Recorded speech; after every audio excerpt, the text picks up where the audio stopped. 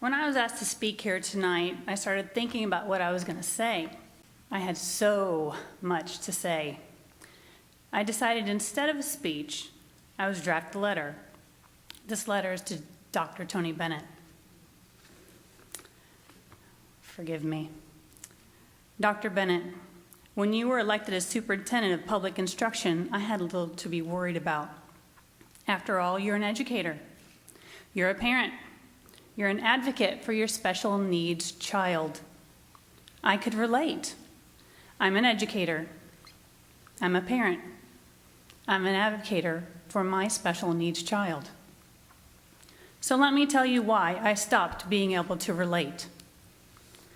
I'm an advocate for my son Bowen, an AB honor roll student who happens to have autism. From the outside, you couldn't single him out from any other student.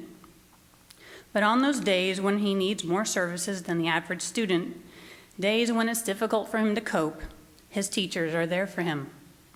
They have resources to help him get back on track, make his crazy world seem somewhat normal.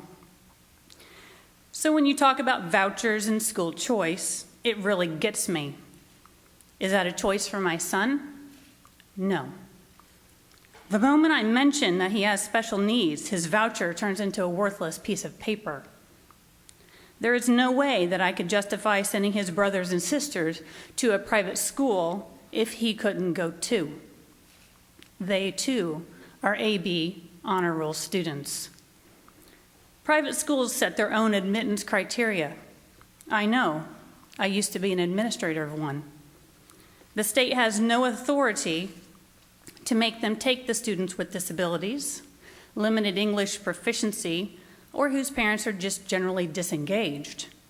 Heaven forbid if the school needs to fill one more spot on their basketball team and your son is 4'2". Vouchers are de facto segregation. Instead of calling it school choice, call it what it is: schools choose. I'm a parent who believes in the teachers of public education, and more specifically, Logansport Community School Corporation. The teachers who have and continue to work hard every day to help my children become the excellent students they are today. They and their fellow educators deserve a round of applause, who work tirelessly with each and every student that walks through their doors. Why charter schools seem to be in fashion now, the bedrock of our democracy is founded in free public education.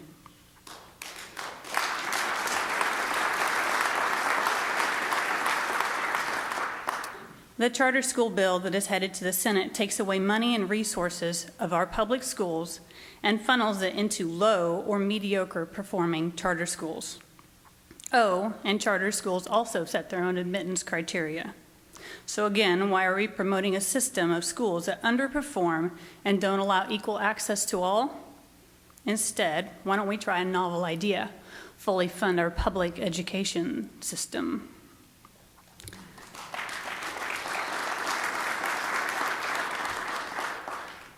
Finally, as an educator, you want to eliminate our voice by regulating regarding things like class sizes, working conditions, and sick days.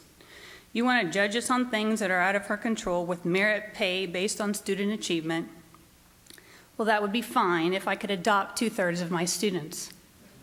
I could make sure that they have enough to eat, a safe place to play and sleep, and that they know that the ones they look up to love them each and every day.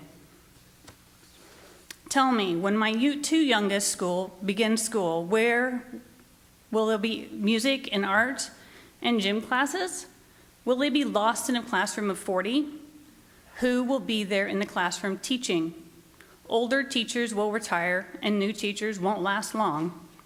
The rest will remain teaching, but you'll have taken our spirits and broken them. Remember, our classroom conditions are our students' learning environments. I wish I could relate to you, Dr. Bennett, but frankly, you're making it hard. Sincerely, Jennifer Marshall, teacher, mother, advocate.